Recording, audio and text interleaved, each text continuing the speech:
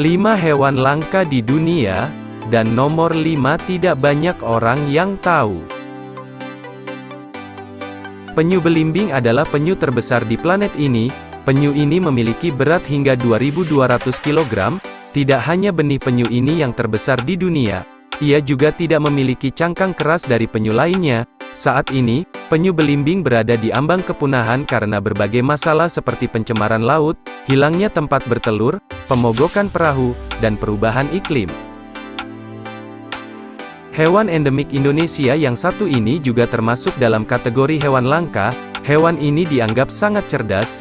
Mereka memiliki kemampuan untuk menggunakan alat, memahami orang lain, dan belajar bahasa isyarat.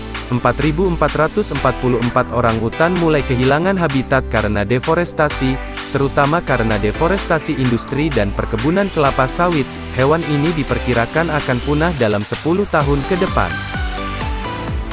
Panda merah adalah satu-satunya anggota keluarga Aileridae. Hewan ini dapat ditemukan di pegunungan di kawasan hutan tinggi Asia. Mereka biasanya hidup di pohon dan hanya turun untuk mengambil air. Panda merah pertama kali diidentifikasi pada tahun 1825.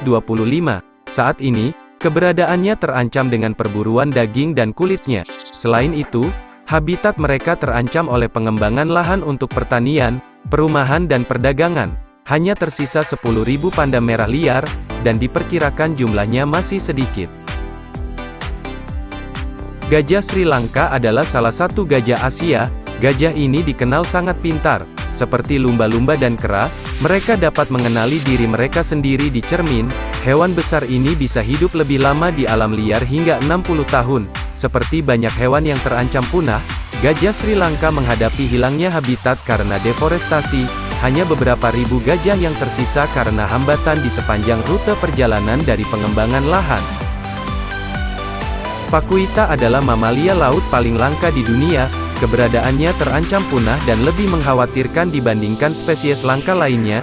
Hewan ini hanya ditemukan di Upper Gulf of California, Meksiko. Lumba-lumba kecil pemalu ini bergabung dengan kawanan paus dan lumba-lumba sebagai bagian dari Cetacea. Hewan langka ini ditemukan pada tahun 1957, dan sisanya diperkirakan sekitar 10